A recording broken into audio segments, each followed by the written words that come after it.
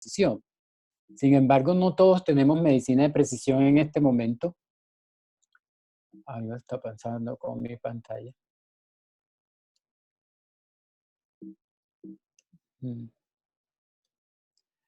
Sin embargo, no todos tenemos medicina de precisión en este momento.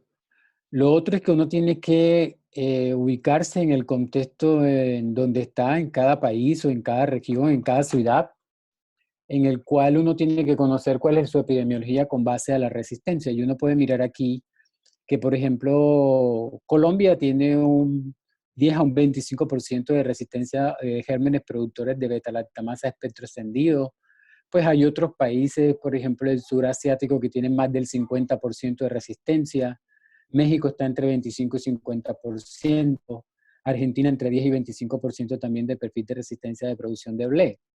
Sin embargo, también uno puede mirar este otro contexto desde el punto de vista de producción de carbapenemasa. Entonces, la primera consigna es que uno tiene que ubicarse de acuerdo a su epidemiología local. A veces no es extrapolar otro tipo de intervenciones por otro país o región, porque realmente los perfiles de resistencia son diferentes. Empiezo con esto, que es la interpretación del antibiograma. Eso era lo que se hacía antes, que era interpretar el antibiograma, es decir, mirar si el antibiótico que yo estaba colocando en el paciente era sensible o era intermedio o era resistente. Y eso significaba anteriormente que si, por ejemplo, el antibiótico que yo estaba colocando en el antibiograma salía que era sensible, uno le dejaba el antibiótico al paciente. O si era intermedio, uno se inclinaba un poco más de acuerdo a la clínica del paciente si lo seguía o lo cambiaba. Y resistente, anteriormente uno definitivamente cambiaba el antibiótico porque era resistente. En este momento las cosas no son así. Yo puedo tener un paciente con un germen aislado en el cual el antibiótico que le estoy colocando es sensible o es resistente y lo voy a tener que cambiar. Y ahorita van a ver ustedes por qué. Porque solamente o el hecho de ser sensible no quiere decir que sea el mejor antibiótico. O el hecho que sea resistente no quiere decir que lo pueda cambiar, se lo puedo dejar. Entonces, ya esto de interpretación del antibiograma está quedando atrás y por eso es que ahorita se habla de lectura interpretada del antibiograma. Pero además de eso, han habido unos cambios en relación al perfil de susceptibilidad. Ya ustedes van a encontrar en el antibiograma una parte que dice susceptibilidad o sensibilidad dependiente de la dosis. ¿Eso qué quiere decir? Que hay algunos gérmenes que salen en el antibiograma, unos antibióticos que salen sensibles dependiente de la dosis. Eso quiere decir que usted tendría que aumentar la dosis o en ese paciente para obtener un resultado positivo o a favor. Entonces, no es solamente que sea intermedio resistente o sensible, sino que también depende de la dosis del medicamento que uno use, en este caso el antibiótico. Por eso es que ya no hablamos de interpretación del antibiograma, sino de lectura del antibiograma. ¿Qué significa lectura del antibiograma? Significa que yo voy a utilizar, además del perfil de interpretación, o sea, de la sensibilidad o de la intermedio resistente, voy a tratar de deducir el fenotipo de resistencia que tiene el germen y a partir de esa deducción del fenotipo voy a hacer una interpretación de acuerdo a la resistencia implicada del germen y así poder inferir el fenotipo de resistencia y poder utilizar el antibiótico ideal en este caso. Entonces ya en este momento está totalmente abandonado mirar solamente las S, las I, las R y de acuerdo a eso tomar una conducta, sino es que mirar la lectura del antibiograma, hacer una interpretación, deducir e inferir de acuerdo al mecanismo de resistencia para escoger mejor el antibiótico. Y ahorita lo van a ver mejor en el transcurso de la charla. Para esto se necesitan 4 pasos para hacer una buena lectura del antibiograma en un bacilo gram negativo o en caso de un coco gram positivo. En este caso vamos a ver los bacilos gram negativos. El primer paso es la identificación correcta del microorganismo. El segundo paso es saber resistencia natural y adquirida del germen. El tercer paso es determinar antibióticos claves para reconocer el mecanismo de resistencia bacteriana. Y cuarto paso, todo esto ajustado a la epidemiología local, como lo vimos anteriormente. Entonces, el primer paso es la identificación correcta del antibiograma. uno, de acuerdo a su institución y a lo que tenga, así se puede ubicar. Entonces nosotros podemos tener equipos automatizados de última generación como Malditov, como FilmArray, por ejemplo, o igualmente hacer secuenciación genómica, y esos son equipos de última generación. O yo me puedo ubicar, de acuerdo a mi contexto, en tener identificación del germen haciendo baterías bioquímicas. O sea, eso depende de la institución donde ustedes están y lo que ustedes quieran. La mayoría de las instituciones están en este escenario que es en métodos automatizados, por ejemplo, utilizar un ByteDance, un Microscan, o un Finis, o un ByteDance 8.0, ¿de acuerdo? O de última generación, o tienen un Malditov, un espectrofotómetro de masa. Eso es de acuerdo a lo que ustedes tengan, si van a tener la posibilidad de identificar correctamente un germen y así poder tener una buena interpretación. Les pongo un ejemplo. Ahorita con el advenimiento de las Candidas auris, si usted tiene métodos automatizados, pueden que usted no identifique Candida auris, sino que identifiquen otro tipo de germen diferente a una Candida auris, como por ejemplo una Candida glabrata o una Emuloni o una Famata. Y eso no quiere decir que sea el germen que le está reportando el aparato, sino que es una probable Candida auris. Teniendo un Malditov, ¿de acuerdo? Usted podría hacer una identificación más correcta de ese germen que le está haciendo este otro aparato que no es lo más correcto. Entonces, fíjense que dependiendo del equipo que uno tenga, si van a tener o obtener los resultados.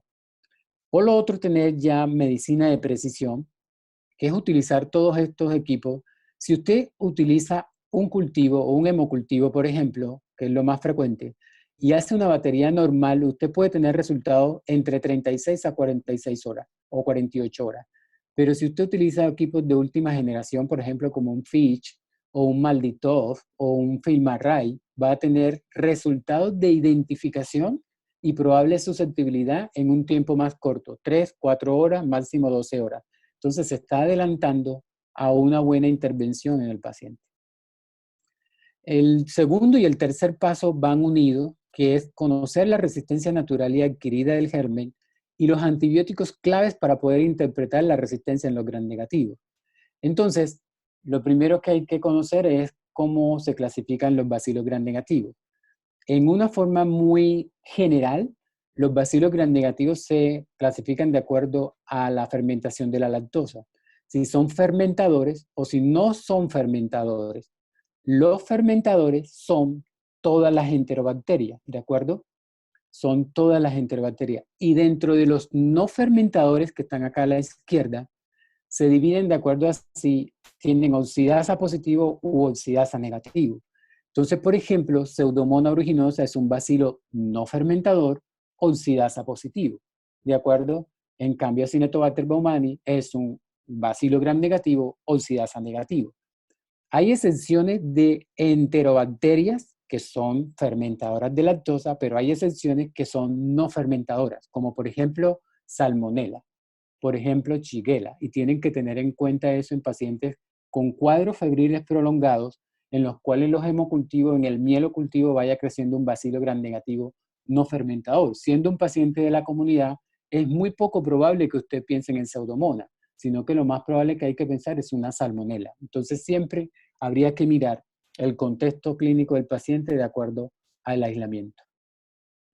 Este es un diagrama de un bacilo gram negativo.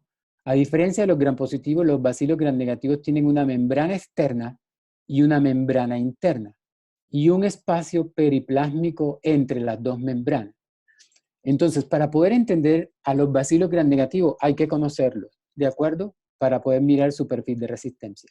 Lo primero es que tienen estas dos membranas. Y estas dos membranas, para que el antibiótico pueda entrar a su sitio de acción, que por lo general son los beta-lactámicos los que más usamos, tienen que penetrar esta membrana. Porque miren el sitio de acción, por ejemplo, de la mayoría de los beta-lactámicos, que son las PDP, están en la membrana interna. Entonces, el antibiótico tendría que atravesar la membrana externa, el espacio periplásmico, para poder llegar a la PBP, de acuerdo, que está en la membrana interna. Entonces, aquí hay varias cosas que hay que entender con un bacilo gram negativo. Los bacilos gram negativos no son resistentes a los antibióticos porque sí, no. Los bacilos gram negativos tienen mecanismos de resistencia pero es que son mecanismos normales dentro de su funcionamiento, dentro de su metabolismo, ¿de acuerdo? Entonces, por ejemplo, los bacilos gramnegativos tienen estas estructuras que se llaman porinas. Estas porinas le permiten al germen hacer intercambio iónico, saber el pH en el cual está en el exterior para condicionarlo a su interior, y también le permiten hacer varios cruces de moléculas. No es solamente para que entre el antibiótico. Sin embargo, los antibióticos pueden utilizar estas estructuras que se llaman porinas, ¿de acuerdo? Los gérmenes tienen varias porinas. Las porinas son las puertas de entrada a donde usted quiera ir. Por ejemplo, si usted está en un salón de clase y quiere entrar, va a entrar por una puerta. Esa puerta, de acuerdo, si está cerrada, usted no va a poder entrar. O si está medio abierta, no va a poder entrar todo el mundo. Van a tener que entrar seleccionados. O si no hay puerta, usted no va a poder entrar al salón. Entonces, el germen puede hacer varias cosas. Puede cerrar completamente la puerta y el antibiótico no puede entrar independiente del tamaño del antibiótico, o puede medio cerrar la puerta, entonces el antibiótico que tenga un peso molecular mucho mayor no va a poder entrar, pero el que tenga un peso molecular más pequeño sí va a poder entrar. El ejemplo clásico es este. Imipenem tiene un peso molecular mucho más grande que meropenem. Ustedes están viendo en la diapositiva que imipenem es mucho mayor que meropenem. Por lo tanto, si hay cierre de porinas, entonces el que va a sufrir más es imipenem y ertapenem. Acuérdense, si hay cierre de porinas, que son estas puertas que están aquí que les estoy mostrando, va a sufrir más imipenem y ertapenem que meropenem. Entonces, meropenem puede pasar así sea que haya cierre de porina. Los carbapenémicos atraviesan un solo canal en especial que se llama OPRD. Ellos pasan exactamente por ahí. No hay ningún otro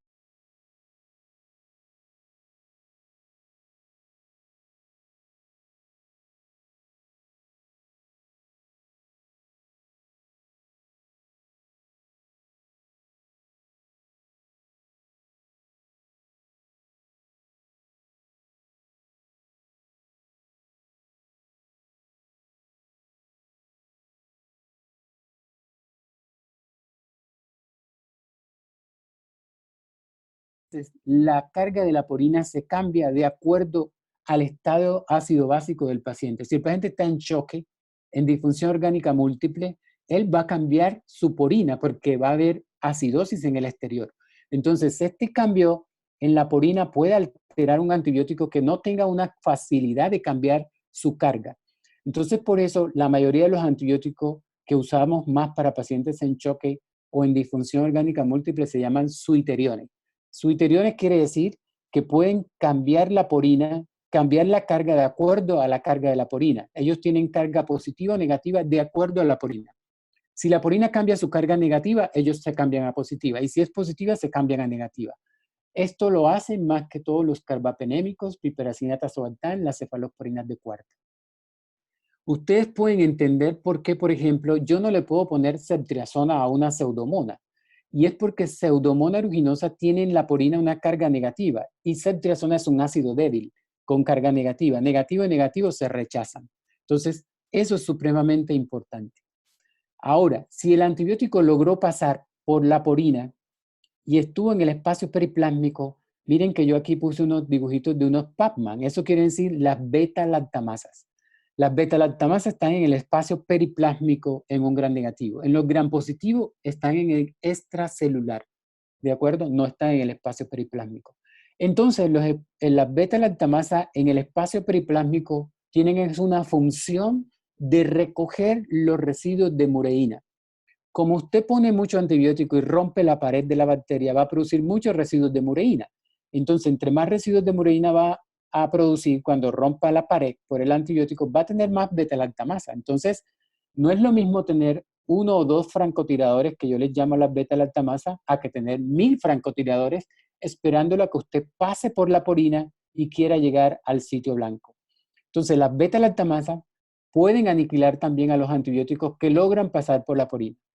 Y si usted logró pasar por la porina y evadir la beta-lactamasa, que es un francotirador nada más esperando lo que usted pase, entonces el germen lo puede sacar por esta otra estructura que se llama bomba de flujo. Entonces, Si el meropenem logró pasar por la porina, es ser estable frente a la beta-lactamasa, puede ser expulsado por la bomba de flujo. Y ese es su principal mecanismo de resistencia, además de las beta-lactamasas. La bomba de flujo es la que más implica la resistencia a meropenem, incluyendo las beta-lactamasas como las carbapenemasas.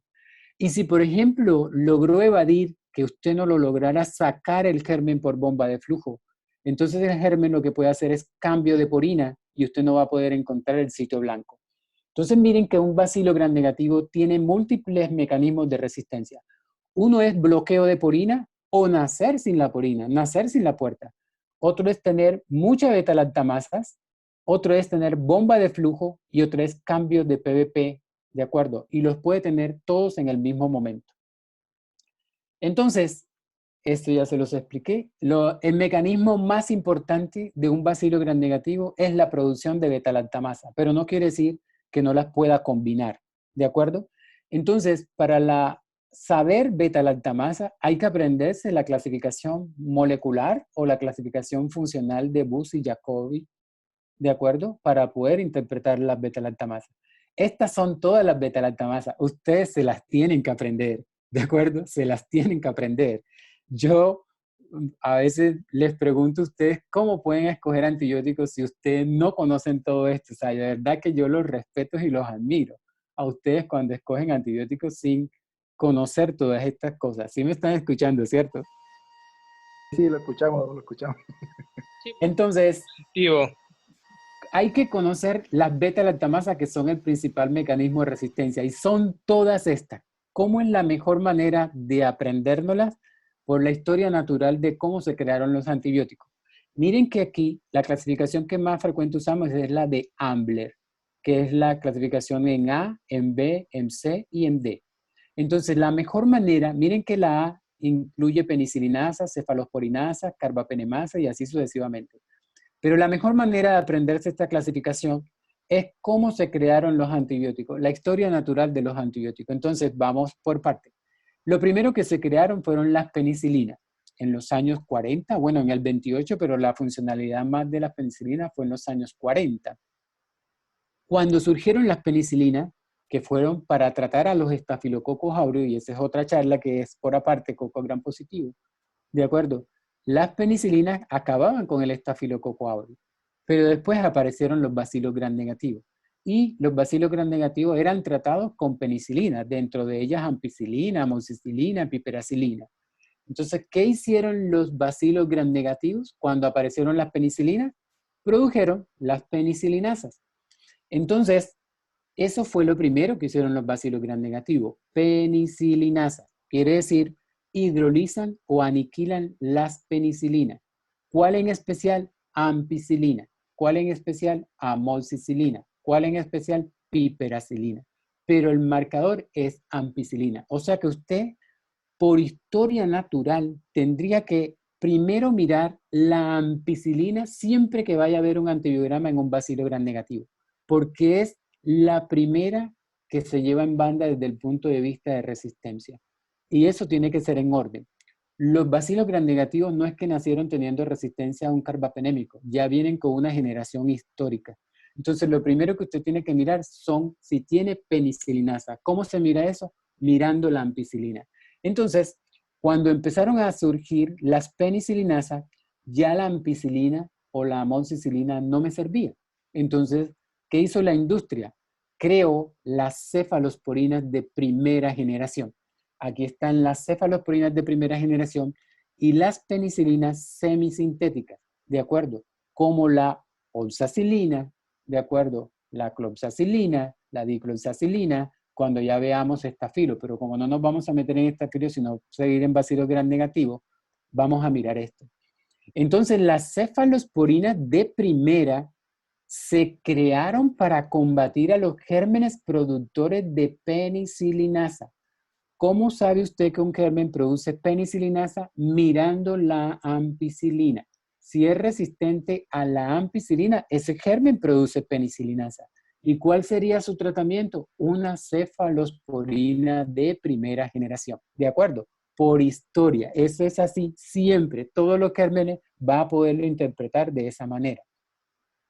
Cuando surgieron las cefalosporinas de primera, que empezaron a acabar a los bacilos gram negativos, entonces los bacilos gram negativos crearon una enzima que se llama BLEA, beta-lactamasa de espectro ampliado. ¿Qué significa una beta-lactamasa de espectro ampliado? Significa que hidroliza penicilina y cefalosporinas de primera. Entonces, cuando la industria miró que habían gérmenes productores de BLEA, o sea, de beta-lactamasa de espectro ampliado, crearon entonces las cefalosporinas de tercera, de cuarta y de monobaltámicos. ¿De acuerdo? Entonces, cuando crearon las cefalosporinas de tercera, de cuarta y los monobaltámicos para tratar a las BLEA, entonces, ¿qué hizo el germen? El germen cambió su estructura de las BLEA que estaba produciendo, que son estas TEN1, TEN2 y CHIF1. Se llaman TEN porque viene de un paciente al cual se le encontró por primera vez una BLEA, que fue un paciente de Grecia llamado Temoneira, y CHIF porque son dependientes de SIM. Entonces, cuando ellas empezaron a ser destruidas por las cefalosporinas de tercera, entonces lo que hicieron fue mutar. Y mutaron a una beta-lactamasa de espectro extendido. Entonces, ¿qué significa tener una beta-lactamasa de espectro extendido? Significa que hidroliza penicilinas, cefalosporinas de primera, cefalosporinas de segunda, cefalosporinas de tercera, cefalosporinas de cuarta y monobaltámicos. ¿De acuerdo? Entonces, ese fue el cambio que hicieron de las BLEA a las BLE. Ahora, ¿qué hizo la industria para tratar a las BLE? Crearon los carbapenémicos. Entonces, para las BLE, el tratamiento son los carbapenémicos. Entonces, ¿qué hicieron los gérmenes? Crearon las carbapenemasa. ¿Vieron qué tan sencillo es? Mirando la historia, se conocen todas estas beta-lactamasas. Entonces, usted tiene penicilinasa, tiene BLEA, tiene BLE y tiene carbapenemasa. Ahora queda una sola clasificación aquí que está en la mitad que se llama C. Esta clasificación son las ANC. Las ANC son muy similar a las beta-lactamasa de espectro extendido. ¿Qué significa esto? Que son resistentes a cefalosporina de primera, resistentes a cefalosporina de segunda, resistentes a cefalosporina de tercera, resistente a monobaltámico, y hay unas pequeñas diferencias entre la AMC y la BLE que las vamos a conocer, pero estas dos se parecen muchísimo a la hora de interpretarla. Entonces, lo primero que se crearon fue la penicilina, acuérdense en los años 28 por allí, pero empezó a hacer su acción en los años 40. Cuando empezó a utilizarse en forma indiscriminada, vino la resistencia. ¿Qué fue lo primero que hizo el germen? Creó un gen que se llama BLAP-Z.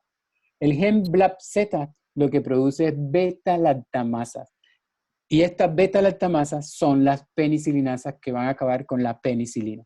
Entonces, usted tiene que conocer cuáles son los gérmenes que tengan una resistencia natural, o sea, que nazcan con ella o que se adquiera durante su proceso evolutivo. Entonces, las Escherichia coli normalmente tendrían que producir una beta-lactamasa tipo C, ¿de acuerdo? Una AMC, normalmente por su tipo evolutivo. Pero resulta que las Escherichia coli no pueden producir AMC. ¿Por qué no pueden producir AMC? Aquí está la respuesta. Una AMC, que es una beta-lactamasa constitutiva, ¿de acuerdo? Por eso les dije que las beta-lactamasas cumplían era una función dentro del punto de vista evolutivo del germen, no que sea específicamente para hacer resistencia.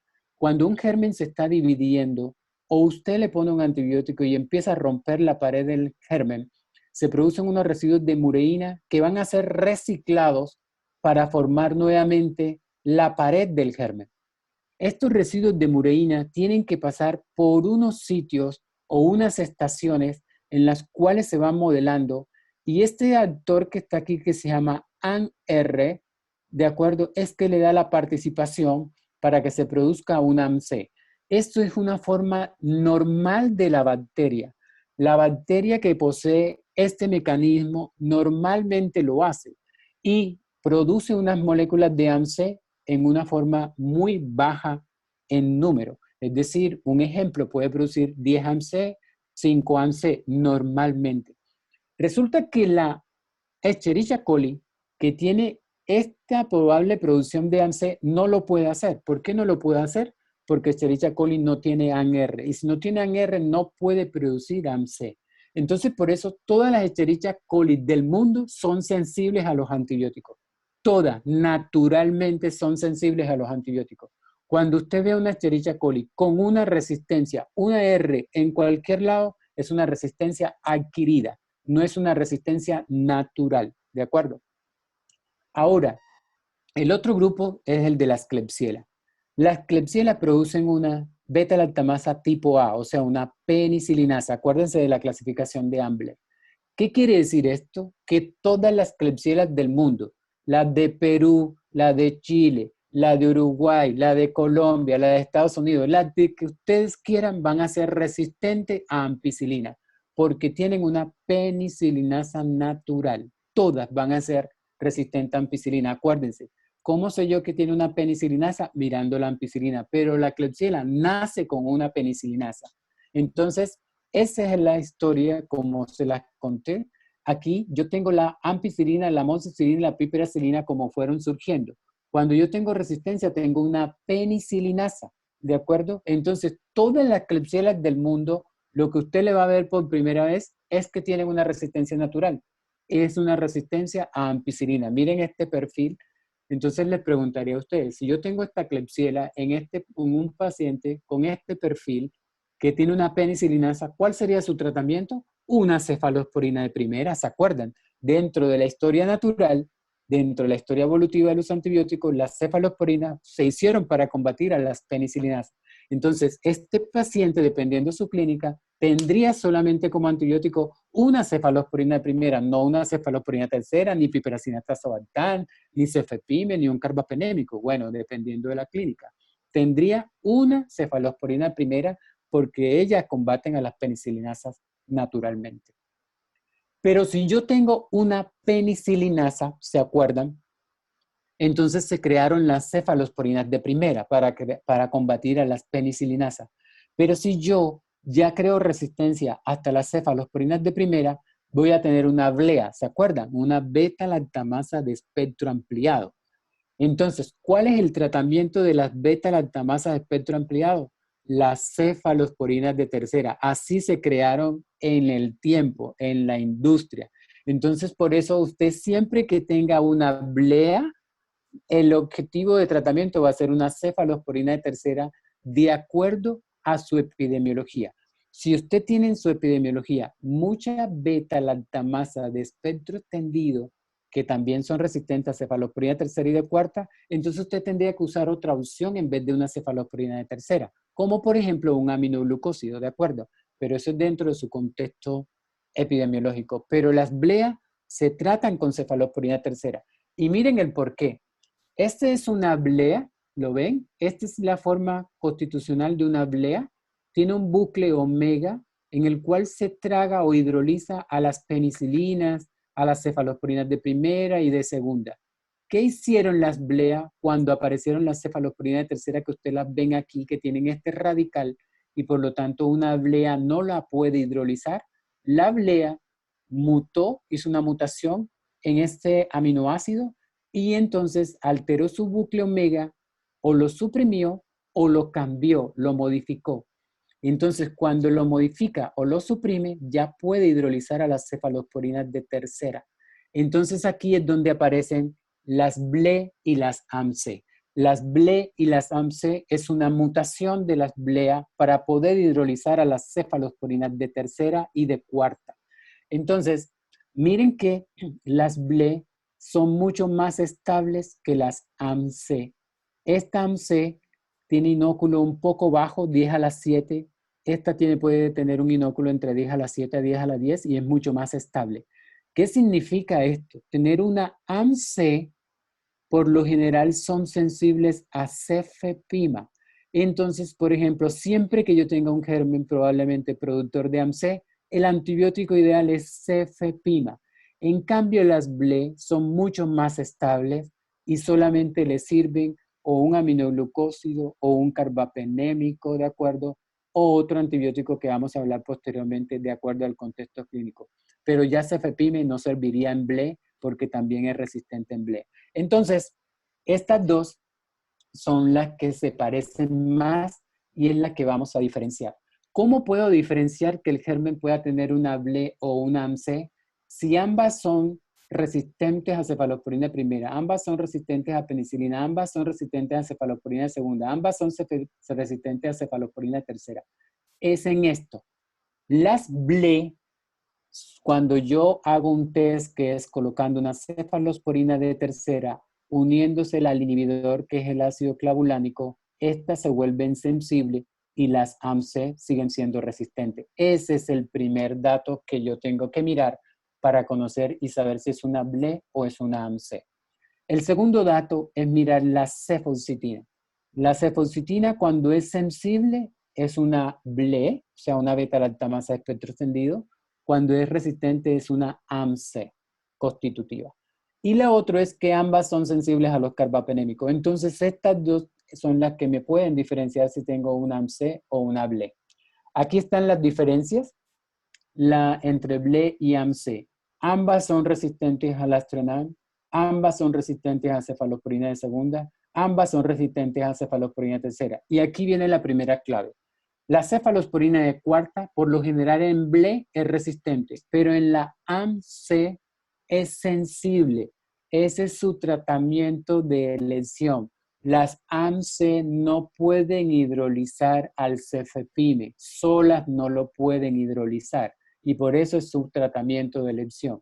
Cuando una AMC se vuelve resistente al cefepime es porque combinó mecanismos de resistencia. ¿Qué quiere decir? Produjo AMC, bloqueó porina, produjo bomba de flujo y es la manera como puede ser resistente a cefepime. De lo contrario, siempre va a ser sensible a cefepime y es su tratamiento de elección. Nuevamente, dependiendo del contexto clínico. Cuando el cefepime aparezca resistente en un germen productor de AMC, es porque está, por lo general, combinando mecanismos de resistencia, bloqueo de purina y bomba de flujo o carbapenemasa.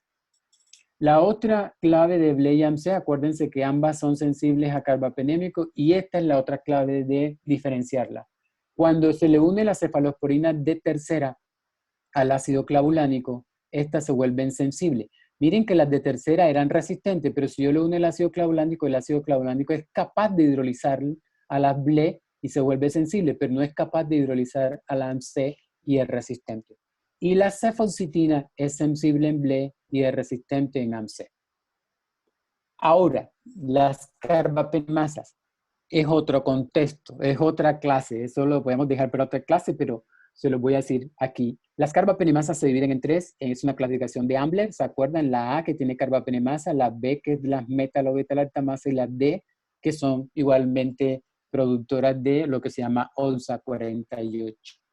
Una diferencia así rápida para que ustedes puedan saber si no tienen biología molecular, si es una B, A o B o D. Ok, las A, miren, las A son sensibles, son resistentes al astronam. ¿De acuerdo? Miren aquí, resistente a la cefalosporina de primera, de segunda, de tercera y al astronam. ¿De acuerdo? Las A son resistentes al astronam. En cambio, las B son sensibles al astronam. Miren que no pueden hidrolizar al astronam. Entonces, siempre que usted tenga una probable carbapenemasa, es decir, que sea resistente a un carbapenémico, mire el astronam si usted no tiene biología molecular. Aunque ahorita hay que tener biología molecular. Pero mirando el antibiograma, si yo tengo una carbapenemasa, os quiere decir, si yo tengo resistencia a los carbapenémicos, miro el astronam. Si el astronam es resistente, probablemente es una tipo A. Pero si es sensible, puede ser una B o D, dependiendo de otros test que yo haga. Pero miren, lo que más se complica ahorita es que las carbapenemasas tipo A, que son dependientes de serina y que la más frecuente son las KPC, miren que pueden ser parcialmente sensibles al ácido clavulánico. ¿Y se acuerdan quién era sensible al ácido clavulánico cuando yo se los colocaba? Las beta-lactamasas de espectro extendido. Entonces, si usted no tiene biología molecular, en el antibiograma puede que sea una BLE, pero resulta que al final es una carbapenemasa y usted puede tener fracasos terapéuticos porque se puede camuflar como si fuera una BLE. Entonces, la importancia de tener biología molecular. Por lo general, un bacilo gram negativo combina estos mecanismos. Miren, bomba de flujo, bloqueo de porina y producción de beta-lactamasa. Por lo general, están combinando estos tres mecanismos de resistencia un bacilo gram negativo. Entonces, de acuerdo al germen, también tienen unos perfiles inclinados hacia uno o hacia otro lado. Entonces, por ejemplo, las pseudomonas aeruginosas muy poco producen carbapenemasa. Ellas las que más producen igualmente son bloqueo de porina, de acuerdo, bomba de flujo. Miren que su principal mecanismo está acá, bloqueo de porina. Pueden producir carbapenemasa, pero su principal está acá, bloqueo de porina y bomba de flujo. En cambio, las enterobacterias, ¿de acuerdo? Lo que más producen son carbapenemasa. Entonces, siempre que usted tenga una enterobacteria, sobre todo Escherichia coli o Klebsiella, más que todo Klebsiella, su principal mecanismo es producción de carbapenemasa. En cambio, las pseudomonas son más bloqueo de porina y bomba de flujo.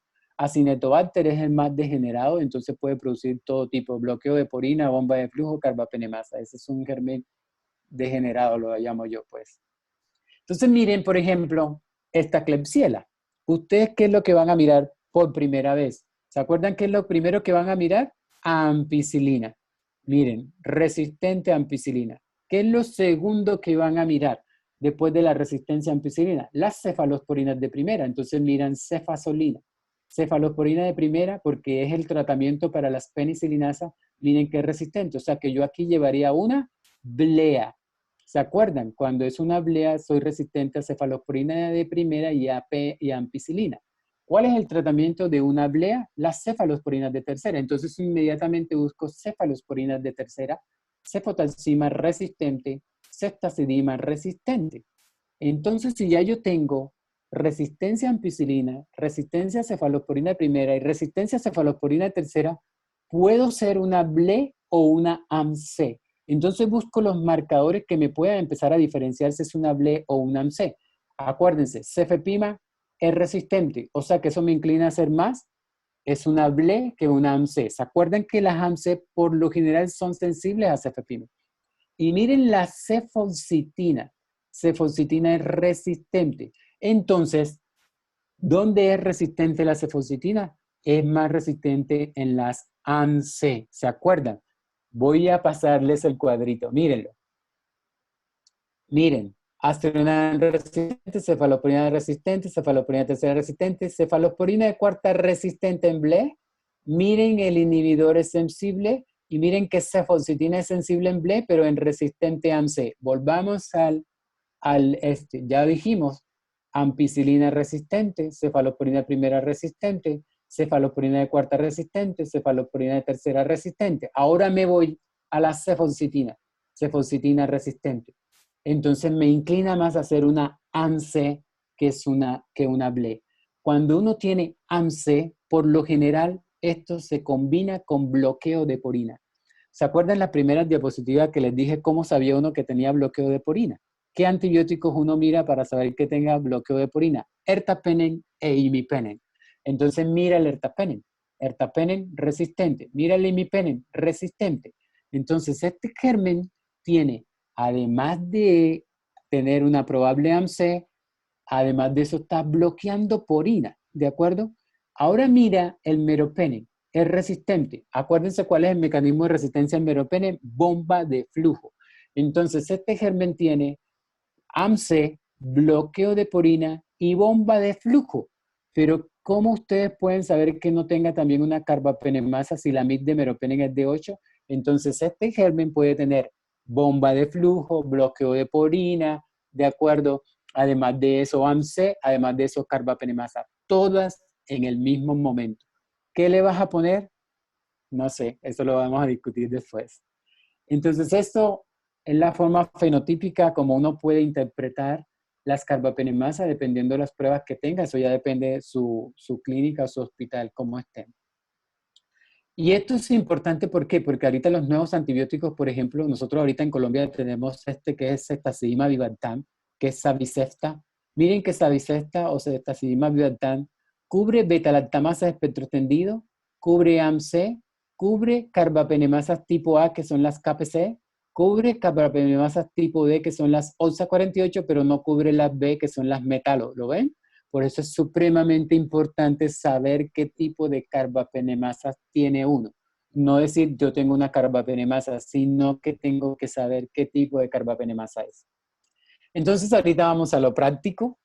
A lo práctico, sí están viendo la diapositiva, ¿cierto?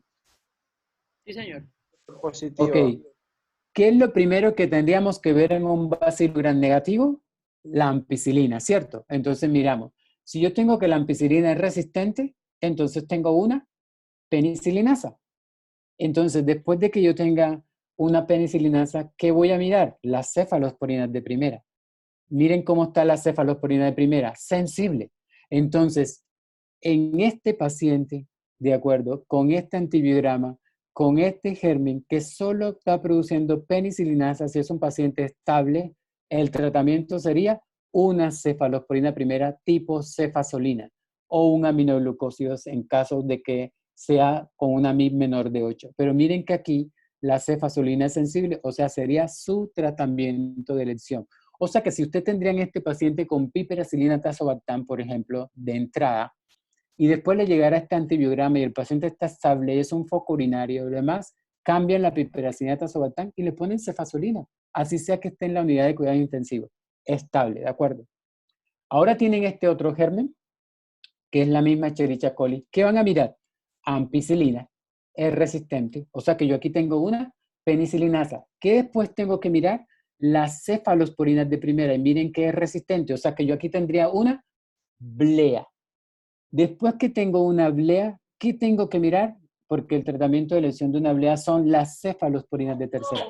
Entonces miraría las cefalosporinas de tercera. Miren, cefotalcima, sensible, ceftazidima, sensible. O sea, que este germen es un productor de blea y su tratamiento sería una cefalosporina de tercera o un aminoglucósido dependiendo de su contexto. Ya están viendo qué fácil es lectura interpretada de antibiograma. Ahora tienen este otro germen.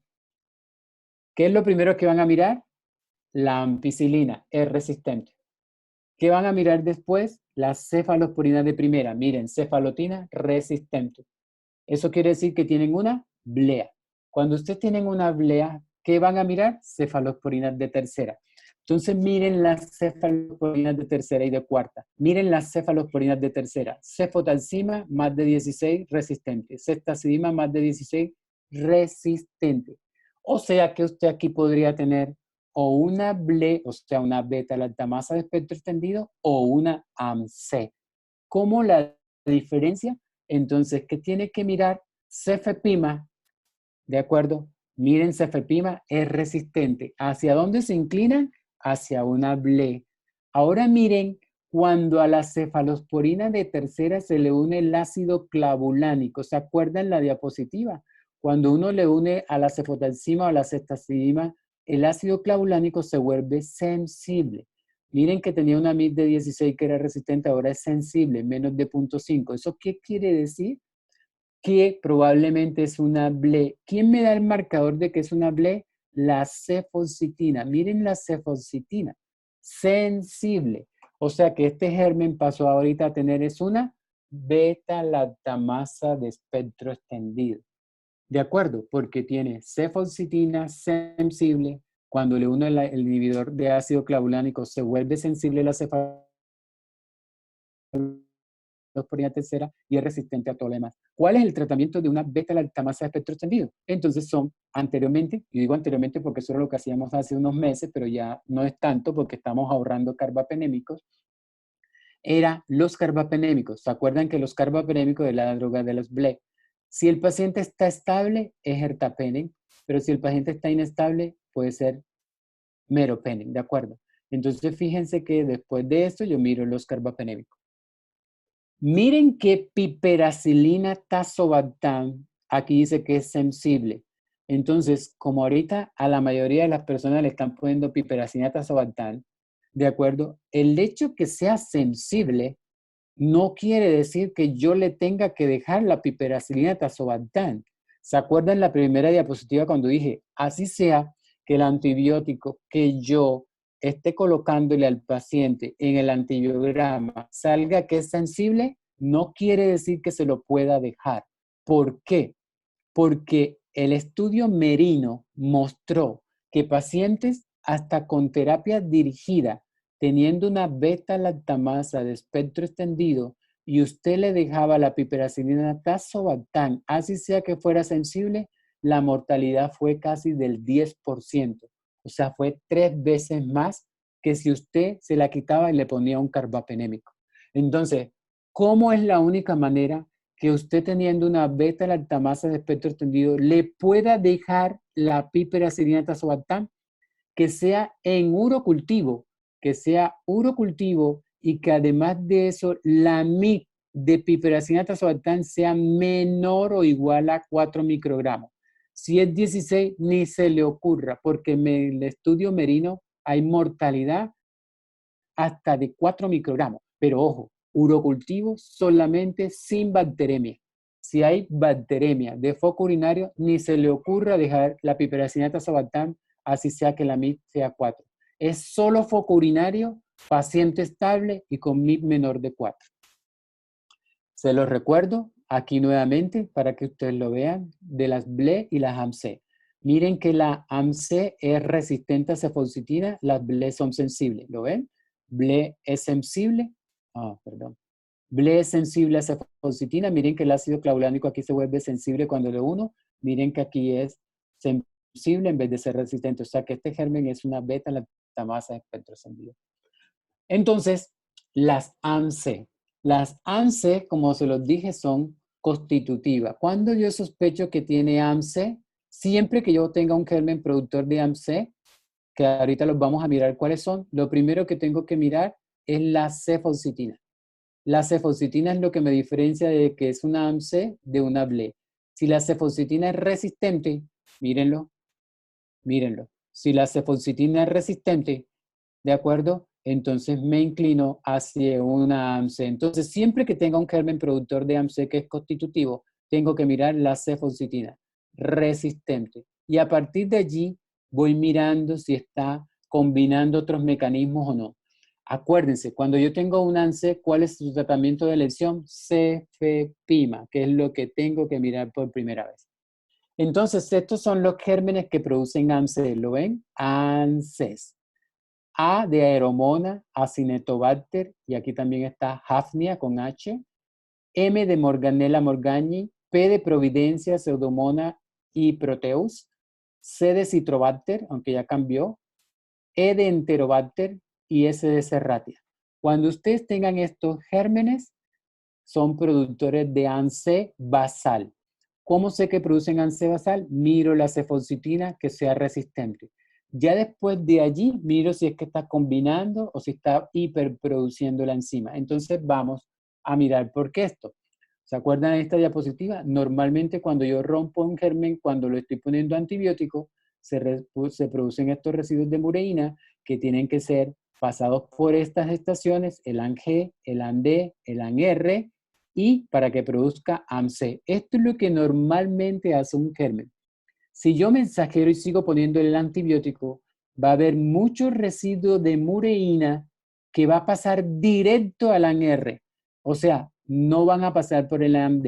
Cuando pasan directo por el ANR, a este ANR no le gusta nada esto, porque el ANR es como un tipo o una persona que poco trabaja, entonces lo van a hacer trabajar más. Entonces la van a despertar y cuando la despiertan, él se va a alterar y entonces lo que va es a hiperproducir la enzima. Entonces ya normalmente no va a producir una o dos, va a producir miles de la enzima que van a ir acá y van a acabar con tu antibiótico. Eso es lo que se llama desrepresión. Desreprime, o como decir, levantas a este que estaba dormido, lo alborotas o lo alteras, en vez de producir una molécula de ANSE, te hiperproduce ANSE, te hiperproduce, y esto es cuando ya esta célula, esta bacteria se divida entonces ya sus hijas van a tener muchas más ANSE en el espacio periplásmico. Y es lo que se convierte ya no en constitutiva, sino realmente en cromosómica. Ya no inducible. Estas son las inducibles que cuando usted le puso el antibiótico la pudo hiperexpresar, pero ya las otras lo van a tener aquí constitutivamente o cromosómicamente. Por lo general, cuando usted tiene AMC, se asocia con bloqueo de porina. Entonces, miren los gérmenes, Enterobacter. ¿Se acuerdan de los gérmenes? Vámonos atrás. Enterobacter, aquí están. Miren, aquí está Enterobacter. AMC, apréndense esto. Enterobacter, entonces tengo que buscar la cefalcitina. Miren, cefalcitina resistente. Este es un productor basal de AMC. ¿Cuál es el tratamiento? Cefepima. Miren, cefepima tiene sensible y tiene una Mi menor de 1. O sea que su tratamiento sería cefepima.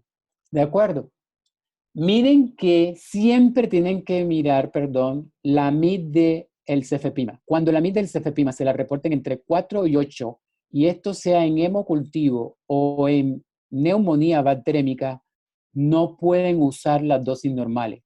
Por eso es que aquí les va a salir una señal como decir susceptibilidad dependiendo de la dosis. Tendrían que duplicar la dosis del cefepime, ¿de acuerdo? Porque es dosis dependiente cuando la MIR la reporten entre 4 y 8.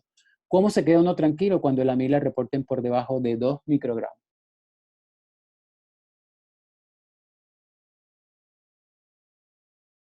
Productor de AMC, ¿lo ven? Siempre tienen que mirar ¿qué? La cefalcitina. Cefalcitina resistente. Después de eso, ¿qué van a mirar? Cefepima. Pero miren que aquí que cefepima es resistente, o sea que este puede ser un hiperproductor de AMC, porque ya está siendo resistente al cefepime. ¿Cuál sería el tratamiento de este paciente con este cultivo y este antibiograma? Un carbapenémico definitivamente o un aminoglucosis. ¿Lo ven? Los carbapenémicos son sensibles. Ahora nos vamos a esta Escherichia coli. Nuevamente, ¿qué tenemos que mirar en la Escherichia coli? La ampicilina. Ampicilina resistente. Después de eso, ¿qué vamos a mirar? Cefalosporina de primera. MID de 16 y es resistente. O sea que usted aquí tiene una blea. Y ahora va a mirar las cefalosporinas de tercera. Cefotalcima y ceftazidima resistente.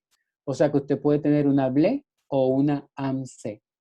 ¿Qué va a mirar entonces? Los demás marcadores. Pero miren que ya ahí le está diciendo algo. El Astronam es sensible y en las BLE y en la AMC el Astronam es resistente. Entonces usted enseguida dice, esto no va como a lo normal, porque el Astronam debería ser resistente si fuera una AMC o una BLE. Pero usted sigue explorando y dice, voy a mirar cómo está cefalcitina. Cefalcitina es resistente. O sea que me inclino más hacia una AMC que hacia una BLE. Y si yo digo que es AMC probable porque es cefalcitina resistente, ¿qué tengo que mirar? El cefepime. Entonces mira los inhibidores y el cefepime. Y miren que aquí, cuando le uno el inhibidor de ácido clavulánico, no se vuelve sensible. Acuérdense que era MI menor de 0.5, 0.25. Aquí la MI es mayor de 2 o mayor de 4. Eso quiere decir que es resistente al inhibidor. Entonces, si es resistente al inhibidor, me inclino más hacia una AMC que hacia una BLE. Ahora miren cefepime. El cefepime es resistente. Entonces uno dice, esto no cuadra. Porque si yo me inclino que es una AMC, debiera ser el cefepime sensible, ¿de acuerdo? Y es resistente. Esto no está cuadrando, ¿de acuerdo? Entonces uno mira y sigue buscando ahora los carbapenémicos. Miren que ertapenem es resistente e imipenem es intermedio. Si yo tengo intermedio, resistente y imipenem intermedio y resistente ertapenem, quiere decir que estoy bloqueando porina. Entonces es ahí donde me da la explicación por qué el cefepime es resistente siendo una AMC. Porque en la AMC, cuando se combina con otros mecanismos de resistencia, el cefepime se vuelve resistente, ya no es sensible. Entonces ahí uno puede estar diciendo, ok, está combinando dos mecanismos. Pero ahora miren la MID de meropenem. Es de 4, es resistente también, o sea que también tiene bomba de flujo. Entonces este germen puede ser una hiperproductora o desrepresora o desreprimida de AMC, bloqueo de porina, bomba de flujo y una carbapenemasa. Entonces es allí donde se le vuelve un dilema a uno y dice, ¿qué le pongo? ¿Es realmente una carbapenemasa? Tendrías que hacer biología molecular y los test para predecir que es una carbapenemasa o no. ¿De acuerdo? Entonces, en resumen, ya nos queda un minuto. Es, primero que tienen que hacer, mirar la ampicilina, y si la ampicilina es resistente, es una penicilinasa. Después que miro la ampicilina, ¿qué tengo que mirar? Las cefalosporinas de primera. Si la cefazolina o la cefalotina es sensible, ese germen tiene una penicilinasa y lo trataría con una cefalosporina primera. Pero si es resistente, ya yo tengo resistencia a penicilina y resistencia a cefalosporina primera. Eso quiere decir que tengo una ablea. Cuando tengo una ablea, o sea, una beta-lactamasa de espectro ampliado, ¿qué tengo que mirar? Las cefalosporinas de tercera. Si las cefalosporinas de tercera son sensibles, me quedo que es una ablea y el tratamiento sería una cefalosporina tercera. Pero si es resistente, de acuerdo, ya no sería una ablea, sería una ablea o una AMC, ¿se acuerdan? Ya es resistente a penicilina, cefalosporina primera y cefalosporina tercera. Si yo tengo una ablea o una AMC, tendría que empezar a mirar cuál de las dos es la que está predominando. Entonces miro el inhibidor, o sea, la cefalosporina tercera unida al inhibidor. Si el inhibidor, cuando se lo uno a la cefalosporina tercera, es sensible, es una ABLE, pero si es resistente, es una AMC. Acuérdense, también tengo que mirar el Astronan. El Astronan es resistente en ambas. Pero si yo miro cefositina para corroborar que sea o una ABLE o una AMC, acuérdense, si la cefositina es sensible, es una beta-lactamasa de espectro extendido. Pero si es resistente, es una AMC. Siempre que yo diga que es una AMC, ¿qué tengo que mirar? Al cefepime. Entonces, si el cefepime es sensible, es una AMC basal. Pero si es resistente, es porque está hiperproduciendo y combinando otros mecanismos de resistencia como bloqueo de porina. Entonces, ¿qué tendría que mirar? Si tengo una BLE o una AMC, los carbapenémicos. Si miro los carbapenémicos y ertapenem e imipenem es resistente, tengo bloqueo de porina. Pero si tengo resistencia a meropenem, tengo bomba de flujo. Pero si tengo resistencia a los tres, puedo tener una carbapenemasa. Pero además de eso, esta carbapenemasa puede ser producto de una combinación de mecanismos de resistencia, como cuáles, como obtener una AMC o también tener bloqueo de porina o tener una bomba de flujo. Por eso se hace importante determinar si realmente es una carbapenemasa. Si tengo una carbapenemasa, entonces, ¿cómo lo trato? Dependiendo de la MIC del meropenem. Si la MIC del meropenem es de 2 hacia abajo, yo lo podía tratar con el meropenem solo. ¿De acuerdo? Si tiene una MIC entre 4 y 8, miren que ya tiene un color verde, a pesar de ser resistente, yo lo podría manejar con un carbapenémico más otro antibiótico. ¿De acuerdo? Menor de 2, meropenem solo, pero si estoy entre 4 y 8, podía, a pesar de ser resistente, combinar el carbapenémico con otro antibiótico. ¿Cuál otro antibiótico? Dependiendo del sitio de la infección y dependiendo de la estabilidad del paciente. Si tiene una MID de 16, el meropenem ya tengo una luz amarilla. Quiere decir, puedo usar el carbapenémico con otro antibiótico, pero tengo que tener mucho cuidado con la parte clínica. Y si tengo una MID de 32, tengo un foco en rojo. No puedo usar un carbapenémico. Tengo que usar otro tipo de antibiótico. Sin embargo, en este momento ya el contexto cambió. Ya la combinación de un carbapenémico, a pesar de ser resistente con otro antibiótico, que es una opción en carbapenemasa, ya se está quedando atrás por los nuevos antibióticos como el Saristefta o el Ceftalozone tazobactam, por ejemplo, ¿de acuerdo? Entonces, en eso es lo que vamos. Entonces, miren, ya para terminar, porque ya son las 9:03, dependiendo de la MIC del meropenem, así es la mortalidad. Si tengo una MID de 4 de meropenem, la mortalidad es del 20%, pero si tengo una MID de meropenem de 32, es del 43%. Entonces, esto era lo que se hacía anteriormente, que es el estudio de Tumbarello, dividir entre una MID menor de 8 o mayor de 8, que ya se los dije. Si era menor de 8, siempre usaba un carbapenémico con otro antibiótico, pero si la MID era mayor de 8, ya no se usaba un carbapenémico. Sin embargo, se usaba eran combinaciones de otro antibiótico. Sin embargo, ya, me voy a saltar esto, ya ahorita, me voy a saltar esto, ya ahorita estamos en esto, es esto que son los nuevos antibióticos contra carbapenemasa. quiere decir que ya yo estoy ahorrando carbapenémicos porque estos son más dirigidos dependiendo de la carbapenemasa que tenga. Entonces, dependiendo de la carbapenemasa que tenga, puedo usar avibaltam ceftazidima o puedo usar tazobactam, saftolazone tazobactam o cualquier otro medicamento, ¿de acuerdo? Entonces, ya para finalizar, dependiendo del germen que yo tenga, sea una pseudomonas, un acinetobacter, una enterobacteria productora de carbapenemasa o una beta-lactamasa espectro extendido, así tengo opciones de tratamiento, ¿de acuerdo? De acuerdo a lo que tenga. Y ahorita estamos más inclinados así a tener ahorradores de carbapenémicos. ¿Por qué? Porque estamos viendo que la inducción a carbapenemasa cada vez que ponemos un carbapenémico nos está dejando sin antibióticos. Entonces ahorita la tendencia es ahorrar carbapenémicos y utilizar antibióticos fuera de los carbapenémicos para manejar este tipo de infecciones, ¿de acuerdo? Como por ejemplo ceftazidima vivertam.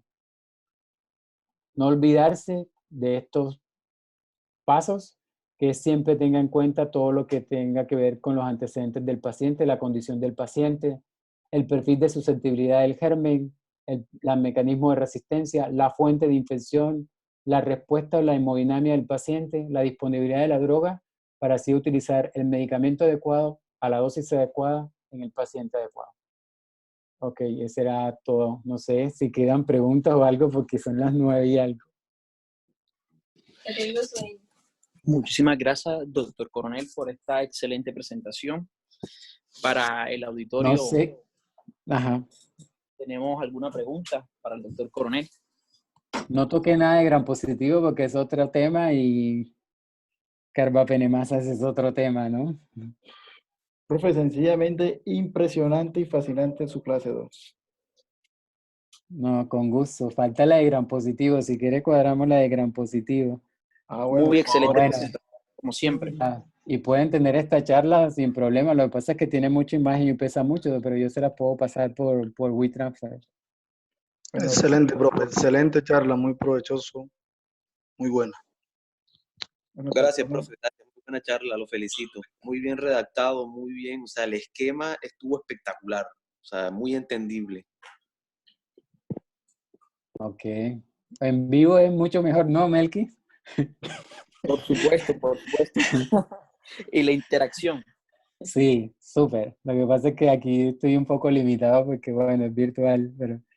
No, pero muy explícito. Doc. Muchísimas gracias, de verdad. Para el público, ¿no tienen preguntas para el doctor Coronel? Aprovechen. Sí, lo que pasa es que también tengo una teleconferencia ahorita a las 9 que me están escribiendo ahorita aquí por aquí, pero bueno, ya dije que ya casi en 5 minutos.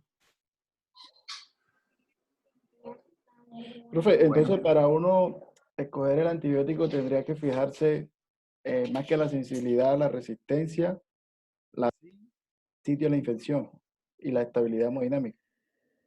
Sí, claro, la estabilidad hemodinámica y, y el sitio de la infección, y además de eso, la interpretación del antibiograma, de la resistencia. O sea, porque ya ustedes lo están viendo, no es solamente mirar un solo antibiótico, es que yo tengo que mirar un grupo de antibióticos para mirar el fenotipo de resistencia, en caso que no tenga el genotipo, si usted tiene biología molecular. Pero todo depende también de la hemodinamia y del sitio de la infección, ¿de acuerdo? Porque acuérdense que no todos los antibióticos llegan al sitio que yo quiero y el estadio del paciente. Entonces, por eso es supremamente importante mirar eso. No todos los antibióticos funcionan igual. Doctor Coronel, una pregunta. Claro. En el caso de que comience a aparecer resistencia a estos nuevos antibióticos que son más específicos y ahorradores de carbapenémicos y tengamos resistencia a esto, ¿cómo los llamaríamos? ¿Cómo los llamaríamos? Una muy buena pregunta. No sé cómo los llamaríamos, Melqui. Pero ya hay perfil de resistencia a estos nuevos antibióticos. O sea, estos antibióticos les llamamos ahorradores de carbapenémicos. Sí, señor. Pero ya hay resistencia a ellos, ¿no? Hasta resistencia antes de haberlos utilizado. Entonces hay que ir con cuidado también en esto. Pero no sé cómo los llamaríamos. Me tendría que mirar, inventarme algo para ver. Ok. Bueno.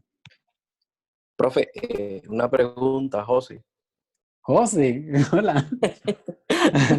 Fuera de COVID, bueno, Ya. Profe, una pregunta. Usted sabe que pues me imagino que lo ha revisado, hay un metaanálisis y una revisión sistemática publicada como en el 2018 de infecciones del torrente sanguíneo por inhibidores de beta-lactamases versus carbapenémicos, donde no hubo una diferencia en mortalidad a los 30 días. Fueron como 25 estudios con casi 3.900 pacientes. Sí. Yo creo que, o sea, la enseñanza es como que da igual poner un carbapenémico o no, pero bueno, usted ha mostrado, bueno, o sea, han demostrado otros estudios que poner pictazo se puede poner en las condiciones que usted acaba de decir. Sí, sí. No sé usted qué piensa de esa publicación.